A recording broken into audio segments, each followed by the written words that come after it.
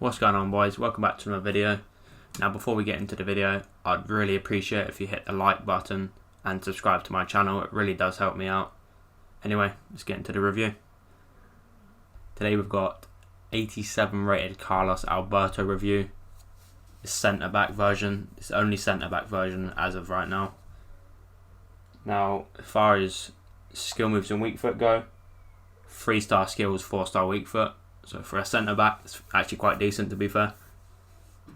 Traits and specialities. Specialities, he's got none, and traits, he's got leadership. Now, leadership is a very, very useful trait. If your captain gets subbed off or red-carded, he then becomes the captain. Absolutely great trait. Apart from that, he's got medium work rates. For a centre-back, again, not too bad. Rather high defensive, but medium's not terrible as well. Now into his stats. Now, as far as pace goes for a centre-back, it's up there with some of the best. 81 acceleration, 82 sprint speed, and that's with no chem style at all. You can obviously, with a shadow, get that maxed out or nearly. Positioning as well for a centre-back, 82, which is strange. Obviously, he's got wing-back cards, so positioning for the wing-back cards obviously helps him out quite a bit. As a centre-back, I don't really see how it's very necessary, but nonetheless. Penalties, 82, very high also. Passing. Now, for a centre-back, his passing is incredible. He's got the short passing of 87, vision 88, and crossing 81. Now, for a centre-back, in my opinion, all you need is short passing. And he has that, so ticks the boxes for me. Agility, 82, very high also. Balance, 70. Not incredible, but definitely usable.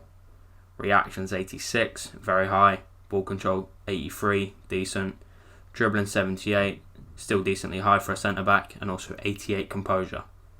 So dribbling all-round is very good.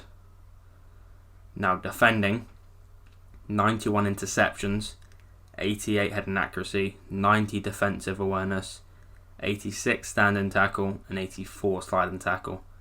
And that's with no chem style at all. So obviously with an anchor or a shadow, all of those defending stats are maxed out. Physicality now, jumping 82, stamina 81, and strength 88. Also aggression 75. Now, again, very all-round. So as far as defender goes, he's got all the stats you need in all the right places. So hopefully he's a decent card. So anyway, let's get into the clips. So guys, into the clips now.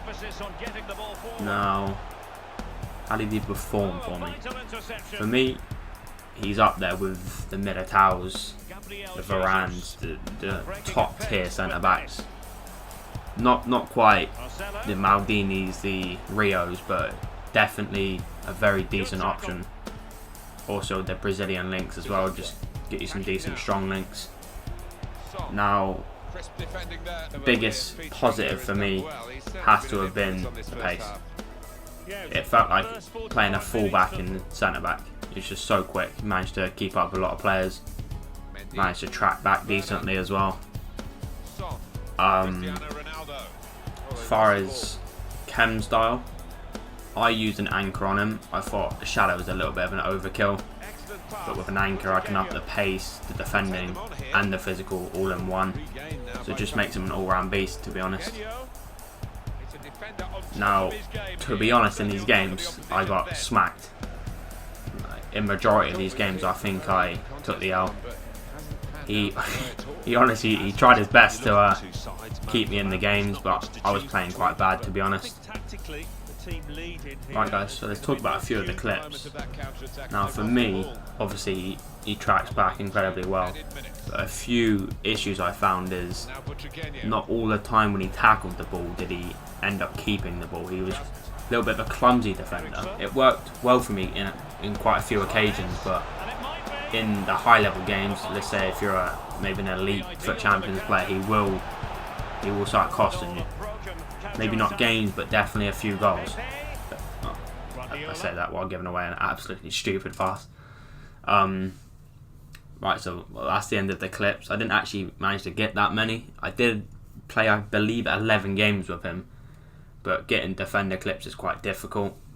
Nonetheless, overview for him, I'd give him probably an 8 out of 10.